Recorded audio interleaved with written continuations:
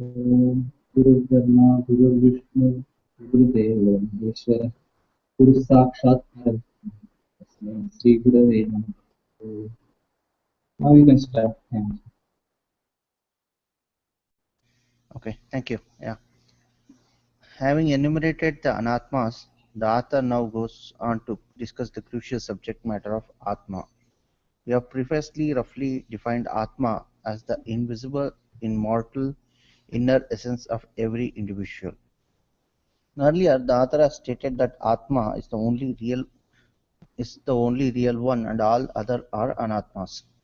Then he went into a detailed discussion of the anatmas. But he has still not defined what the Atma is, except stating that Atma alone represents our real self, and the Anatmas do not represent our real self. They are only our superficial personalities. Here he wants to reiterate the statement first and then go on to defining the Atma. Madiyam shariram madiyaha pranaha madiyam manascha madiya buddhir madiyam. अज्ञानमिति स्वेनैव ज्ञायते तद्यथा मदीयत्वेन ज्ञातं कटककुण्डलगृहादिकं स्वस्माद्भिन्नं तथा पञ्चकोशादिकं स्वस्माद्भिन्नं मदीयत्वेन ज्ञातमात्मा न भवति. The author points out here that all the three sharirams, otherwise known as the Panchakosha, are not the self. I'll begin again. The author points out here that all the three sharirams, otherwise known as the Panchakosha, are not the real self. They are only a temporary medium through which I, the Atma, interacts with the world. They are all media meant for our transaction. To demonstrate this, the author uses a line of thought or a particular logic. He says that whatever we possess or use, we refer to them as my or mine. And whatever we claim as mine only belongs to us. So whatever belongs to us is not myself, but different from myself. For example, a car, a pen, a book, etc., which we possess and use, we refer to them as my car, my pen, my book, etc. They belong to me, but are not myself. Thus, if house belongs to us, we are not the house. We use the house, we possess the house, we claim the house, but we are not the house. So the author says, whenever we claim something as mine, we are not that. We are different from that.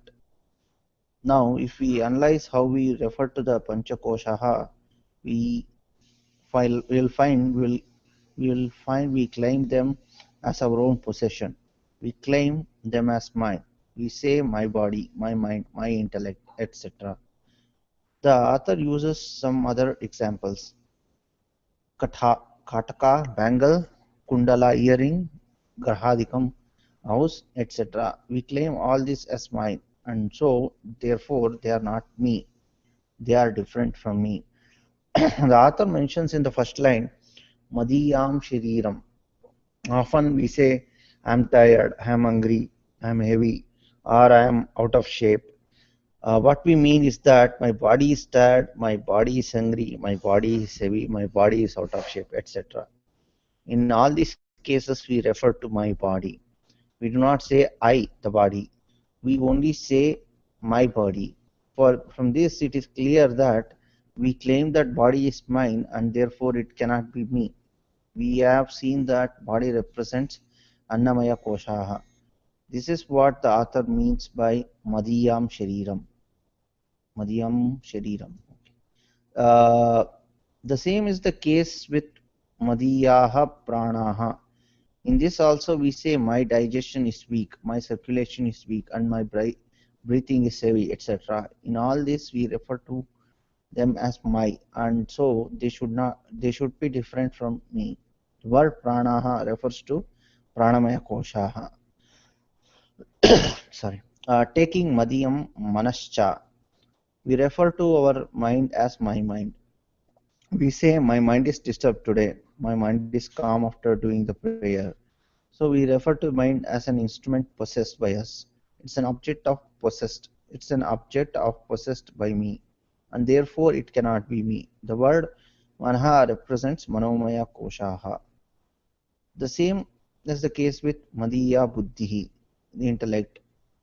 This also we refer to my intellect, my intelligence, my rational faculty.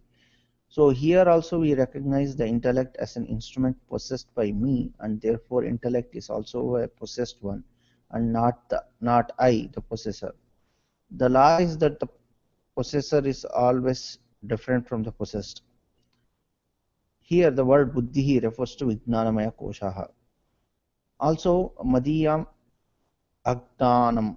We refer to ignorance as something belongs to me, then my ignorance. So the ignorance is also not me, but which is something in me, which is possessed by me. I am therefore different from ignorance also.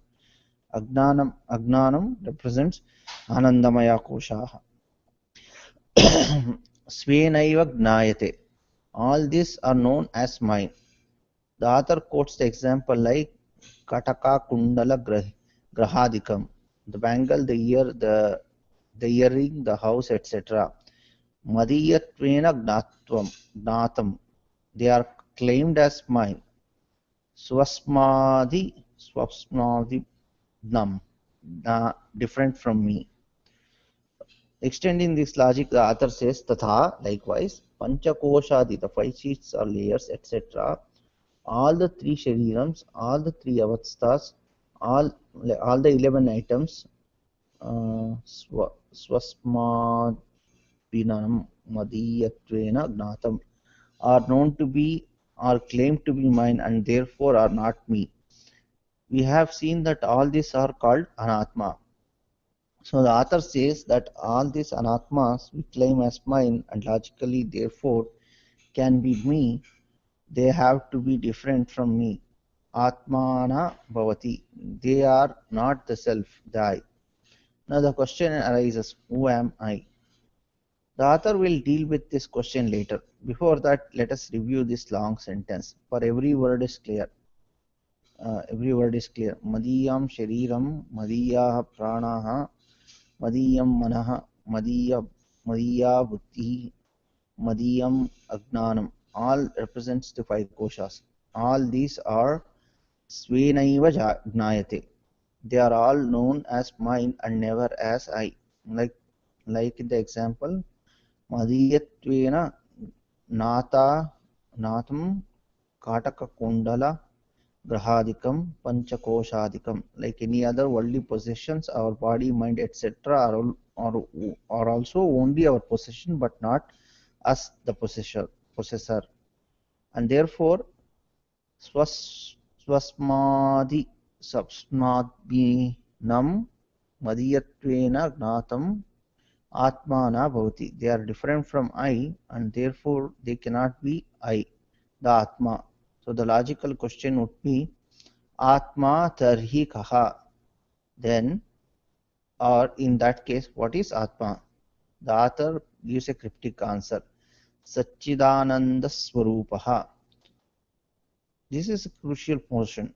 All the previous portions are preparations for this portion.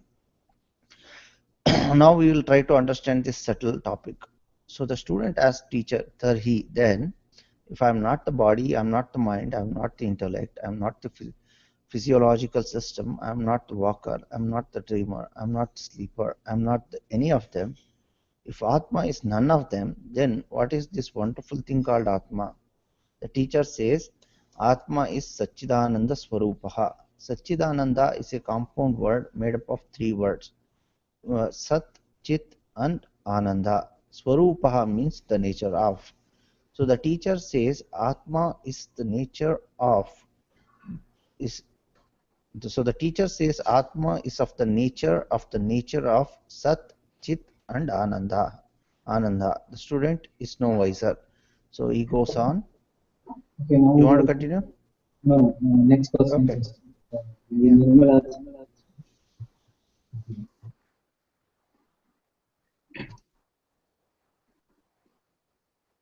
Sat kim, Chit kim, Ananda kaha. What is Sat? What is Chit? And what is Anandaha?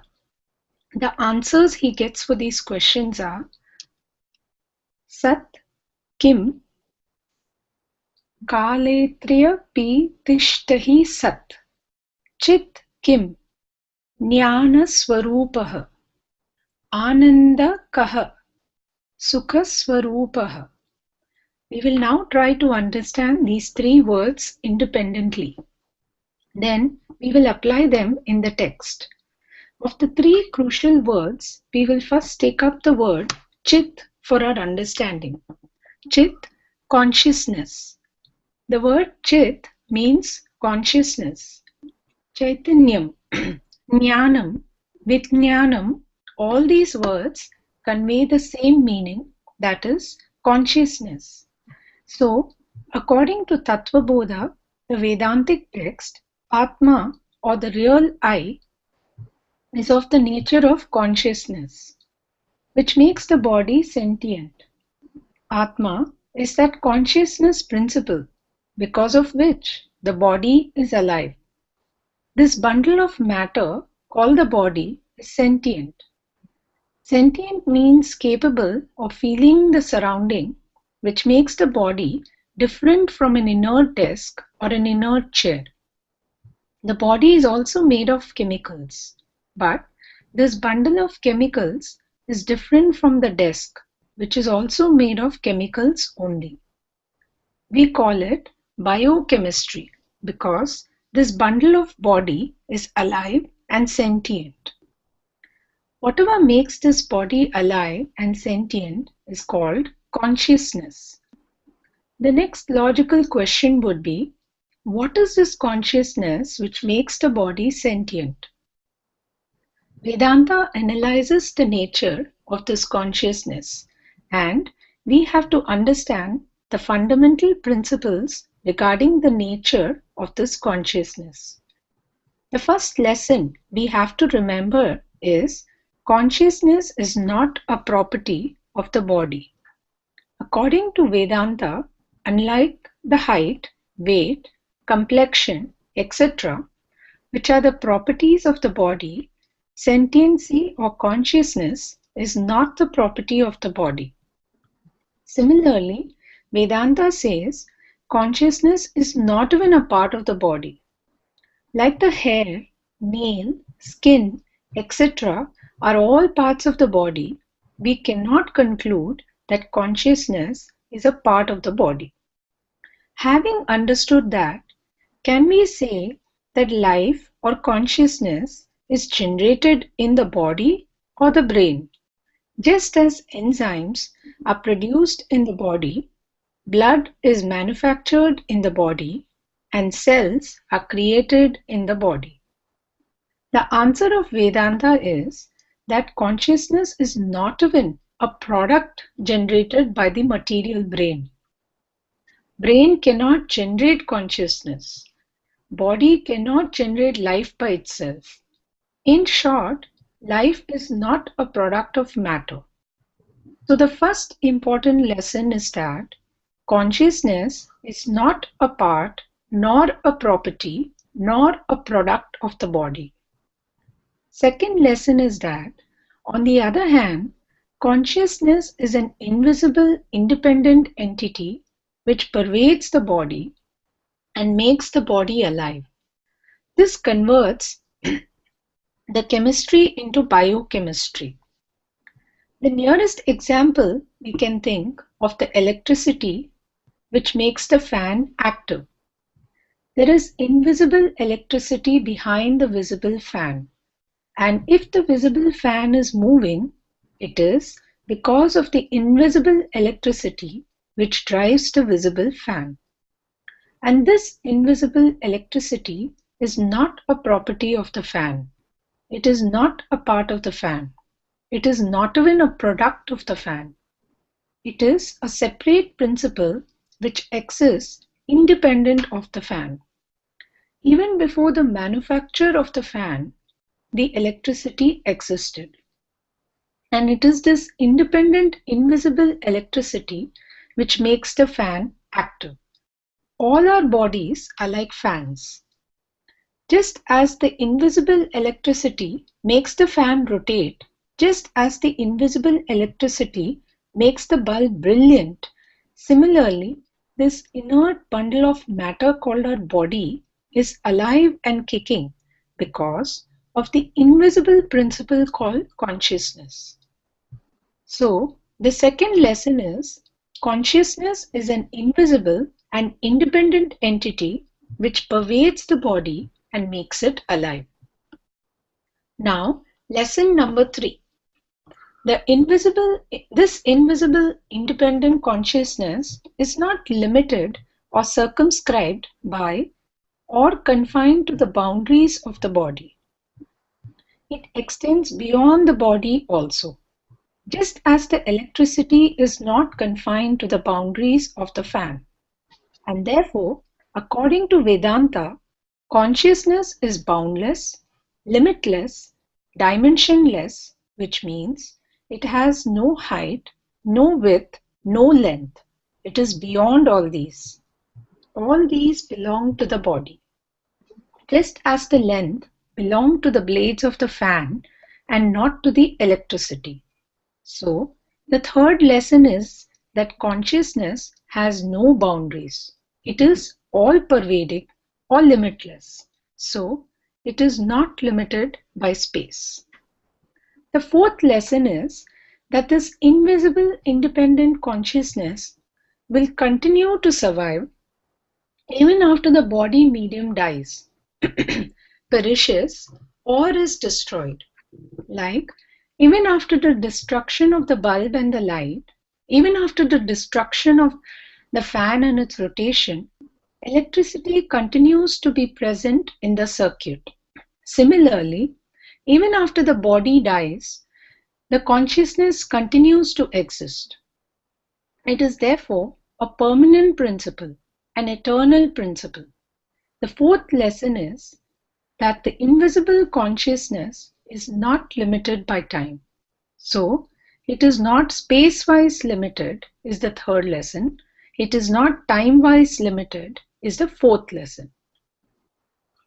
Should I continue? Yeah, Yeah. please read the verse and then I'll continue. Okay. Lord Krishna explains this in the Bhagavad Gita. न जायते म्रियते वा कदाचित् नायं भूत्वा भविता वा न भूयः अजो नित्यः शाश्वतोऽयं पुराणः न हन्यते हन्यमाने शरीरे. He says that the soul is never born, nor it ever dies, nor does it become a soul after being born. So it is unborn, eternal, everlasting, and primeval. Even though the body is slain, the soul is not. And fifth and final lesson is that after death, the surviving consciousness cannot be contacted by us or recognized by us. Not because it is not present, but because the medium of body no longer exists. The surviving consciousness after the fall of body is unrecognizable. The principle is similar to the examples of bulb and fan given earlier. We recognize the electricity only through the gadgets like bulb, fan, etc. If they break down, we cannot recognize the electricity even though it is always present. For argument's sake, if one says that we can recognize it by putting our fingers in the socket, the answer would be that one has to put the switch on the switch for that also. So we are able to recognize it only through the medium of a switch. All know that electricity is always present in atmosphere, but are we in a state of shock continuously? We can recognize the electricity only when it flows through some medium and not otherwise. That is why at home, whenever we want to know if there is electricity or not, we check by putting the light of fan, putting on the light of fan. So in the absence of the body, consciousness is unrecognizable, but not non-existent. So even after death, the Atma survives. That is why it is called Chitrupaha, which means of the nature of consciousness. And by naming the consciousness as Atma, the author wants us to claim the consciousness as I, the self. By using the word Atma, which means the self, the author wants that we should train ourselves to claim this consciousness as I am. All along, we have wrongly learned to claim the body as I. We have wrongly learned to claim the prana, the mind, the intellect, etc. as I. We have all along been the victims of wrong conditioning. The author says that we should no longer claim the body as I. Instead, we should learn to claim the inner, immortal, invisible essence that is the consciousness as I. So I am the consciousness temporarily possessing the body. The body will come and go, but I survive forever.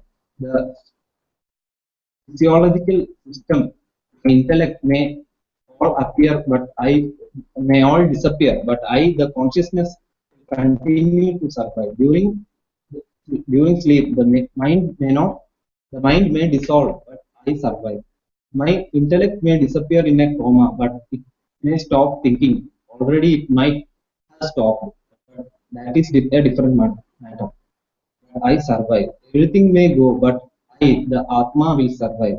I, the consciousness, is ever present, and I know that as a fact. Therefore, I am Jnana Surupa. And to claim this consciousness as I, Krishna gives us a technique, the method called Drishya Viveka. This is a technique used to this, this is a technique to be used to claim the invisible consciousness as oneself.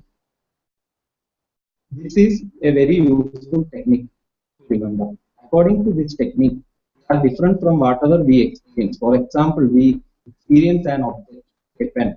The pen is an object of our experience. The I in us is the subject, the experience. This I is different from the experienced pen. Similarly, this I is different from the world that we experience. So we can conclude that we are not that which we experience. Now if we apply this principle and start negating what we experience, we will be left only with I, which is the subject of the experience and not the object. I is experiencer and not experienced. And now, how do we negate? For each experience we question, is this an object or subject of experience? If we answer this, that this is an object, we conclude that I am not this. This is called Neti Neti method also. I am not this, I am not this. We have to negate everything that we experience. The entire world will be negated. Why? Because I am experiencing the world and so I am not the world. The world is an object of experience, but I am the subject. Thereafter, we come to the body. The body is also an object of our experience. We ultimately experience the body in the waking state. We experience another body in the dream state. We experience no body in the sleep state. Body is something that we experience in all states, and therefore I is not body. We need to go on applying the same logic to everything in the universe, including our pranic conditions, physiological conditions, emotions, etc. All these are objects of experience. We rarely say, I am restless now, I am happy now, I am jealous, I am compassionate. We intimately experience our emotions and mind, and therefore we can say, I am not the mind. Similarly, we experience knowledge. We know what we know. We experience ignorance also. We don't know what we don't know. Knowledge is also an experience, or is also experienced by us, and ignorance is also experienced by us. Therefore, we can say, I'm not the intellect. I'm not the ignorant. Thus, we can go on negating anything that we experience. When everything is negated, nothing will be left out. And therefore, when we negate everything and come to blank state, we ask a question, is this blankness experienced or not? Answer is self-evident. We are able to talk of the blankness because we are able to experience it. and that is the consciousness principle, because of which even the blankness is known. Sarva abhava sakshi. Sakshi means witness, the experiences of Sarva, everything including the absence of even total blankness. The consciousness principle, I am, Aham, Atma Asmi, Chit Rupaha. This is Jnana Swarupaha Atma. It is equated to Jnana. So let us understand the other two words, Sat and Anand. I think we can stop and discuss.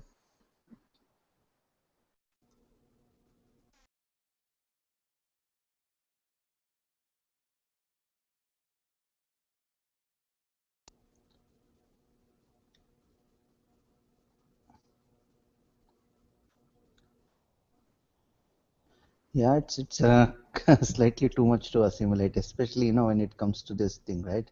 Like yeah, for example, that what they say, I'm feeling jealous or I'm angry, and those things are really how to differentiate that as a different thing. I'm like as not me is something which is very difficult for most people, I think. Yeah, it is definitely different. Yeah, because especially when it comes to emotion or mental feeling, I think we immediately associate like with it ourselves. I mean, like, see, it's easy to differentiate between the mobile through which I'm talking and myself. Like, I can say certainly know this mobile is not me, but when it comes to emotion, I think it's too difficult. Yeah, but we can still understand that. Let me say, we experience anger, but uh, imagine if you were really anger. If you were anger, then you will always be angry. I mean, you would always be have in the same state of anger. But you are not the anger. Anger is an emotion you experience and then it goes away. So that I think that means we are not the anger. We are not any emotion for that. We are actually the experiencer of the emotion. Yeah, makes sense. Is it because we connect with the emotion like sadness, happiness, Yeah, yeah. as you, okay, because We as are you said, experiencing. we, Please go. no, is it because we connect with those and as you said, we experience those because we are not those emotions. So that is what in gist I've also understood today. Yeah, yeah. We are experiencing all that, so we cannot be that. We cannot be something if we are experiencing. We experience heat, but we are not the heat. Same way, inside also, the mind also, we have different emotions, but we are experiencing that all that because we are not that particular experience. We are different from. We have a different existence from that. Okay. Yeah, and even this one is a different one. Like I'm tired, I'm feeling pain in the body and all those things, really like what happens is like even though if it's not us, it's just an experience of the body, we kind of not do anything else. Say if you're too tired, you won't want to do anything else, like you just want to take some rest, like sleep or something. You would know, like it's just the body which is getting tired, like applying that drik drishya viveka, but the thing is like you cannot continue anymore when the body is too tired, and you will like kind of get associated with that Yeah, as that well, I think. yeah, actually, this doesn't mean that we have to do something special when we are tired. We still have to. This does not suggest that. It is just stating the difference between the experiencer and the experience. The particular experience and experiencer are different. That's only. It doesn't mean that we have to go against the experience. I mean, we have to ignore all the experience. It is not saying that. They're saying that there is a difference between the experience and the experiencer. Yeah, makes sense. Yeah, definitely, because it kind of gives out I mean, like at least I thought like similar to this, because the body is different from us. The body is not me, but when the body gets tired, we certainly like I don't know how how to overcome that as such per se, but yeah, as you said, it makes sense. It's just an experience we have to experience, and we don't have to go against the experience itself. We have to just have the knowledge that this is an experience which is being had, and I'm not the actual experience itself, right? Yeah, that difference we have to. Most times we actually anger is main result of not knowing this difference, because we usually we relate ourselves to some roles as we see. Oh, you are not in Gita class, but we have gone through a lot of the same similar topics in Gita class. So we are actually we are attaching ourselves to certain roles. Like I'm acting as a father or a son, and then I have some conflict or something. My son or somebody else does. Okay, my son does something I don't like, or then I get angry. When the son does not behave as I desired, then I get angry. So, but actually, we don't recognize this difference between that father and myself, that I am acting as in a father's role, and I cannot control what others uh, feel or do. Or I cannot control this difference we don't know. So we don't usually recognize. I just act as a father, and then that's why often we get angry. Yes, we have to understand that we are different from the role. And Hmm. yeah, Yeah, last Yeah. week we had covered this in the Gita class where I just recollect it is a mind's job to have thoughts and desirable objects, basically the vrittis that will keep continuing. But to recognize these emotions like anger, depression is what is very important. I think that's what Shamu ji was trying to convey. Yeah, it's too difficult actually. Like I it's think difficult. I yeah, I'm like I think requires a lot of practice and patience and everything, and a lot of more thought process. Because as you Shamubai had said, like anger is something which is very easily relatable to everybody. Like if somebody is doing something which is not happening, we get angry, and if something is not working as we expect, we get frustrated easily. I'm like, yeah, I think it's yeah, what do you say? Yeah, we are acting as different roles, and then we expect everybody to behave as we desire. So this, this is something Swamiji even states in his meditations. First thing he says is that we have to let off the our roles. We have to give up all the roles and understand that I am just a pure conscious being.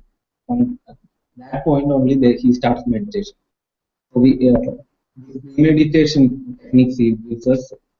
There we are made to give up each role one by one. Each role I give up. Then also we mm, understand that each person is not in our control, and we cannot change another person, and we accept that fact that everybody is acting as per their background, and then we try to accept the reality and act as a real pure conscious being. So that's how we have to start.